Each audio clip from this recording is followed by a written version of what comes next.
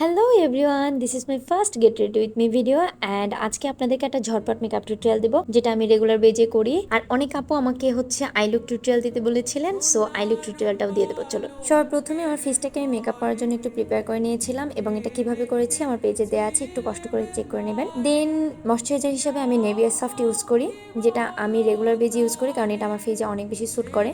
তারপর sunscreen must, যেহেতু রোদে বের হবে এবং দুপুরবেলা প্রোগ্রাম ছিল, সো এটা ছাড়া তো আসলে চলবে না। বেজের জন্য ম্যাজিকের ফুল কভারেজ ফাউন্ডেশনটা ইউজ করেছিলাম।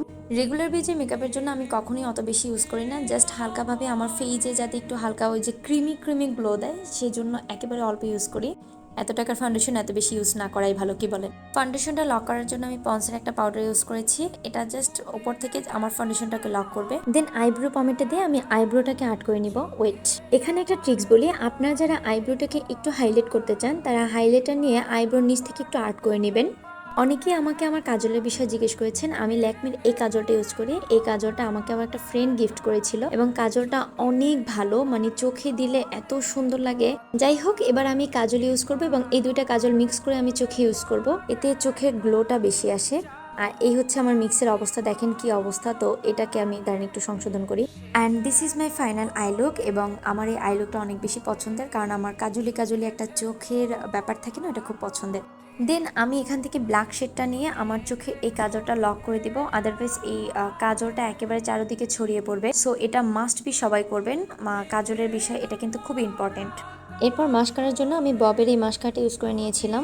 So this is my final I look. But আমি জ্বলে যাচ্ছিলাম আমার ক্যামেরার জন্য, আমার ক্যামেরা অনেক বেশি ভালো তাই।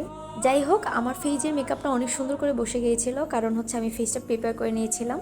তো এখন আমি ব্লাশ ইউজ করবো। আর ব্লাশ ইউজে আমি কখনোই কৃপণতা করি না, কারণ এটা আমার খুবই পছন্দের। দেখেন আমি নাচতে নাচতে ব্লাশ ইউজ করছিলাম।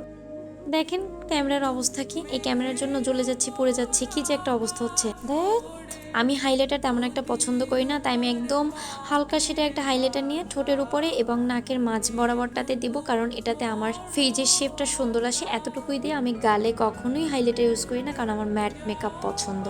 So this is my half final look. এবং আজকে আমি আমার মায়ের এই শাড়িটা পরবো, কারণ আমার জীবনে আজকে একটা সুন্দর দিন, যার গল্প আমি অন্য কোনো ভিডিওতে আপনাদের সাথে করব। তো এই আমার ফুল মায়ের শাড়ির লুক। টিপ পরে নেবো, যদিও আমি ম্যাচিং করিনি, কারণ আমার অনেক বেশি ম্যাচিং ম্যাচিং ভালো লাগে না, একটু ডিফারেন্ট কিছু ভালো লাগে। তারপর লিপস্টিকের শেডের জন্য আমি বিউটি গ্যাজেটের এই দুইটা শেড মিক্সড করে দিয়েছিলাম।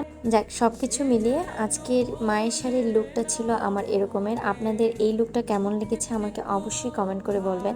আর আমি কিন্তু মেকআপ সম্পর্কে অত ভালো বুঝি না, তাই যদি কোনো ভুল হয় আপনারা দয়া করে ক্ষমার দৃষ্টিতে দেখবেন। কিন্তু এটা আমার একটা রেগুলার বেজের মেকআপ, তাই আপনাদের সাথে এটাই শেয়ার করলাম। সো আজকে ভিডিওটা এই পর্যন্ত। আপনাদের যাদের ভালো লেগেছে অবশ্যই শেয়ার করবেন এবং আমার জন্য দোয়া করবেন। Bye bye, tata.